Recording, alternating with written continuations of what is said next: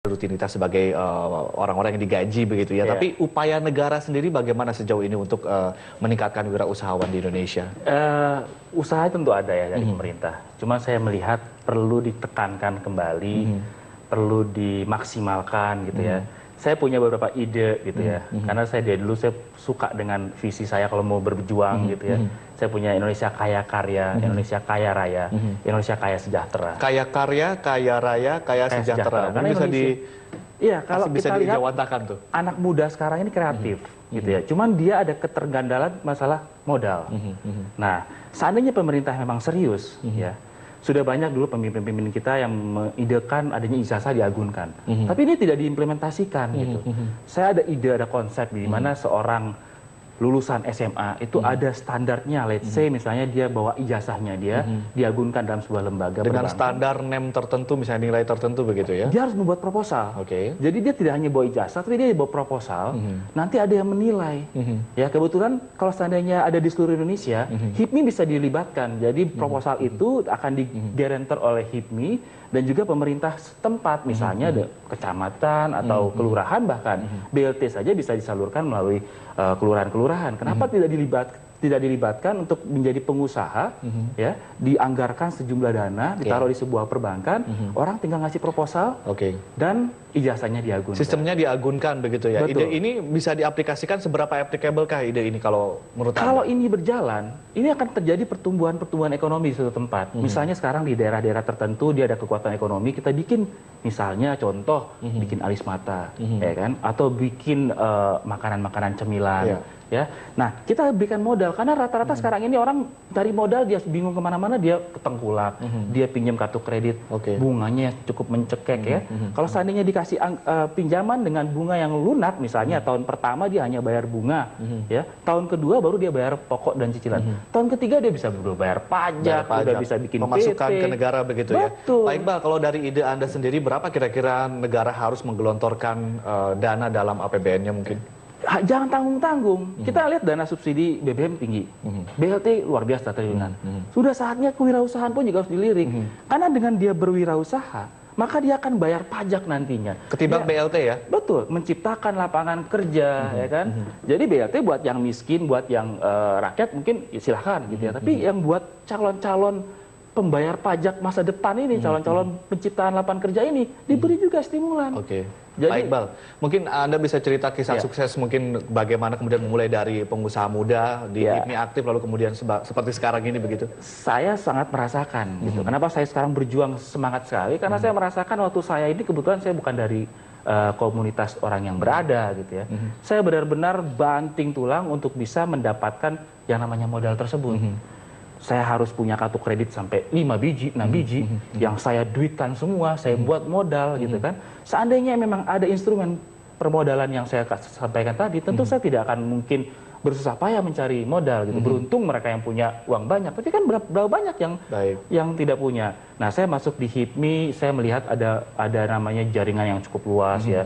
Banyak sekali ketua-ketua HIPMI sekarang sudah memimpin bangsa ya, ada Bang Lutfi, ada Bang Ical, Sandi. Jadi saya melihat ini masuk HIPMI itu saya lihat, wah ini orang-orang top nih.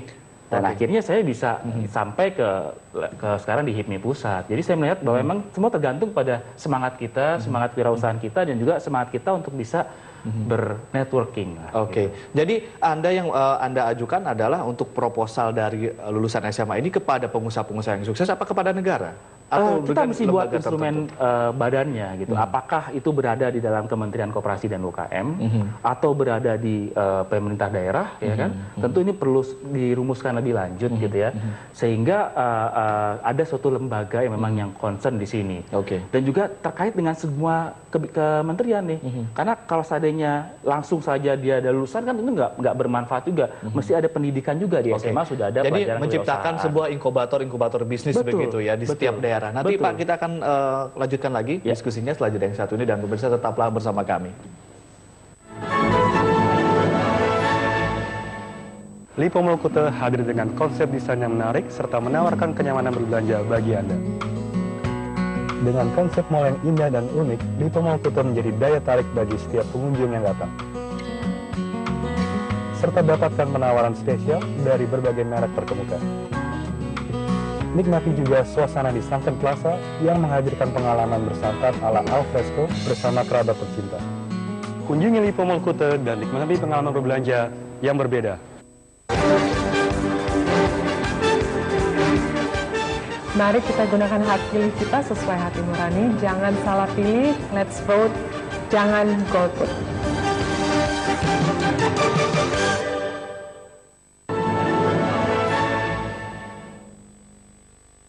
Ya, kita lanjutkan kembali membahas mengenai wirausahawan, menjadi wirausahawan muda begitu bersama Bapak Iqbal Farabi, beliau adalah Wakil Sekjen dari HIPMI. Pak, mungkin secara teknis bagaimana nih Pak untuk proposal yang Anda ajukan nih? Teknisnya di lapangan seperti apa? Butuh organisasi seperti apa? Peraturannya seperti apa mungkin instrumennya? HIPMI itu ada di seluruh provinsi. Ya. Jadi mungkin nanti kita sebagai organisasi yang memang mewadahi pengusaha pemula, saat ini kita juga sedang berjuangkan juga Perpres tentang pengusaha pemula. Saya harapan sih sampai ke undang-undang ya, ada perangkat hukum. Jadi kita benar-benar mendorong pemerintah untuk memberikan pendidikan ya dari SMA udah diajarkan kewirausahaan sehingga dia bisa membuat proposal bisnis, sehingga dia bisa berjiwa bisnismen. Maupun yang di perkuliahan selama ini salahnya apa Pak dalam kurikulum? Karena kalau saya belajar kewirausahaan di kuliah begitu ya, kewirausahaan adalah titik-titik seperti itu Pak. Lebih kepada teori, harusnya lebih kepada praktek. Jadi anak-anak itu pada akhir dari perkuliahan atau akhir dari di SMA-nya itu diberikan suatu test case di lapangan. Mereka bisa membuat sesuatu ya, bisa disalurkan ke market, ke pasar ya, dan juga harus ada inkubatornya tentu. Ya, kita melihat sekarang banyak sekali konglomerasi sudah saatnya mereka coba membantu gitu kan. Kalau itu semua terlibat aktif ya, saya rasa target 2% itu bisa terlewati. Mungkin kita bisa membuat target 5% pengusaha di Indonesia. Untuk pengusaha di Indonesia. Untuk inkubator-inkubator atau kurikulum lah, kita bicara kurikulum wirausaha di SMA misalnya, apakah sudah berhasil, sudah diterapkan atau belum sih Pak sampai sejauh ini? Saya lihat yang diterapkan di sekolah-sekolah kejuruan. Ya, kalau di sekolah-sekolah yang SMA biasa itu mungkin belum efektif gitu ya. Kalau di sekolah kejuruan saya udah ada yang bikin. Kalau di kampus-kampus memang sudah ada begitu ya. Betul. Nah, mungkin di sini tinggal dimanfaatkan mereka untuk bisa lebih aktif dalam menjaring setelah itunya gitu. Jadi setelah dia buat sesuatu dia bisa marketnya kira-kira siapa nih? Apakah lokal ataukah kita udah mulai belajar ekspor impor dan lain sebagainya. Pak Iqbal, tadi Anda menyatakan bahwa menjadi pengusaha bergabung ketika Anda menjadi pengusaha muda bergabung dengan HIPMI begitu ya. Ini seberapa terbukakah kemudian HIPMI di daerah-daerah? Sangat terbuka. Jadi untuk seorang pengusaha yang baru dari nol seperti saya masuk dan saya bisa lihat bahwa memang di semua provinsi itu HIPMI sekarang menjadi sangat populer gitu ya. Karena kita bisa benar-benar mentransformasi virus-virus kewirausasahaan ini. Jadi dengan modal rendah pun bergabung dengan HIPMI. Anda bayangkan ya, dengan networking yang luas. Betul, orang yang ada di Papua, di Aceh, di Maluku dan di seluruh provinsi itu bisa mengenal kita yang di Jakarta. Mereka bisa berbicara lebih langsung dengan para tokoh-tokoh berbisnis di ibu kota. Itu suatu. Apakah itu juga membuka akses permodalan, Pak? Tentu. Nah ini masalahnya sekarang permodalan ini kan bank ini kan masih dia memberikan kur, ya kan? Kur tapi dengan syarat yang sangat bermacam-macam dan yang bisa mendapatkan kur itu kan mereka yang sudah existing dan mereka bankable begitu ya. Sekarang Anda bisa bayangkan berapa banyak yang sekarang berbisnis di Instagram, social media, Facebook ya. Itu lagi booming ya Pak? Lagi booming, tapi mereka bingung, duitnya dari mana nih modalnya nih? Ya kan? Itu kan bisnis kan mulai ada yang dari 10 juta, ada yang 20 juta. Nah, kalau kita buat instrumen yang benar-benar bisa menjangkau para pengusaha, ya mereka nggak larinya ke Anda di SMS-in tiap hari kredit tanpa agunan, sehari bisa 10 Mas. Ya kan? Tapi coba ini dijalankan untuk pengusaha pemula dengan kasih bunga yang rendah, jangka waktu yang cukup fleksibel, sehingga mereka yang tadi omsetnya 10 juta bisa naik 20 juta. Baik. Pak Iqbal, untuk mereka-mereka yang mungkin masih muda begitu, saya juga masih muda. Dan kalau misalnya menyaksikan program ini begitu, ingin menjadi pengusaha, nggak mau ikut antri-antri lowongan kerja begitu ya. Betul. Apa tips dari Anda untuk mereka? Pertama ialah lihat dulu dia punya skill apa gitu ya. Jadi misalnya sekarang dia memang dia pernah bekerja di perusahaan garment, ya kan? Ada yang bisa diimplementasikan nggak di perusahaan itu? Kalau nggak ada, kita lihat market nih sekarang. Sekarang lagi trennya apa? gitu ya, follow the trend. Jangan kita coba-coba yang kita nggak yakin itu sudah dimakan oleh pasar gitu. Sekarang memang trennya sekarang di online shop gitu ya. Dari semua orang coba main di situ. Jadi main profil BlackBerry, jualan parfum, jualan apa, jualan ini gitu ya. Itu kecil-kecil dulu begitu ya, Pak. Betul, tapi harus punya target. Jadi jangan hanya stop di situ, tapi dia harus habis itu dia buat PT atau CV ya kan. Dia kembangkan, dia besarkan sehingga bukan menjadi bisnis musiman, tapi menjadi bisnis yang memang serius. Dikaitkan kembali dengan ide atau proposal Anda begitu untuk Indonesia kaya raya, kaya karya dan kaya sejahtera gitu ya. Permodalan mungkin bagaimana sih, mereka kan pasti berpikir udahlah saya nggak punya modal gitu loh Pak. Makanya kita harus digolkan ini nih, isu ini harus digolkan. Jadi pemerintah bersama dengan perbankan, bersama dengan organisasi kewirausahaan, bersama dengan pemerintah daerah segera wujudkan gitu.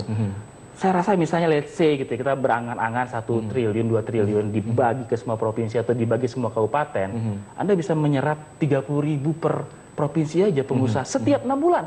Karena kan lulusan SMA 12 bulan, tapi lulusan kuliah kan ada yang per 6 bulan. Dana itu digelondorkan, hidup itu semua lini bisnis kecil. Saya rasa Indonesia Emas itu bisa kita lebih cepat, Mas. Baik. Seberapa pentingkah kemudian isu ini dikemukakan menjelang pergantian ibaratnya wakil rakyat begitu ya, Pak ya? Kebetulan jadi wakil rakyat juga, calon wakil rakyat ya, Mas. Jadi ya kalau memang terpilih saya akan perjuangkan ini maksimal. Jadi memang kebetulan saya kan lagi jadi caleg nih di Jakarta juga, di Jakarta Barat, Jakarta Utara, Pulau Seribu. Jika saya diamanahkan oleh rakyat, saya akan perjuangkan ini karena ini adalah jalan menuju Indonesia yang baik. Baik, Bang. Terima kasih. Mungkin kita mendukung begitu ya. Kita berharap kemudian program-program dan proposal ide-ide dari HIPMI dan juga Pak Iqbal terlaksana begitu karena kita juga ingin lihat Indonesia yang kaya raya, kaya karya dan juga kaya sejahtera. Terima kasih Pak Iqbal telah berbagi konsepnya bersama kami dan pemirsa simak data penutupan bursa usai jeda berikut.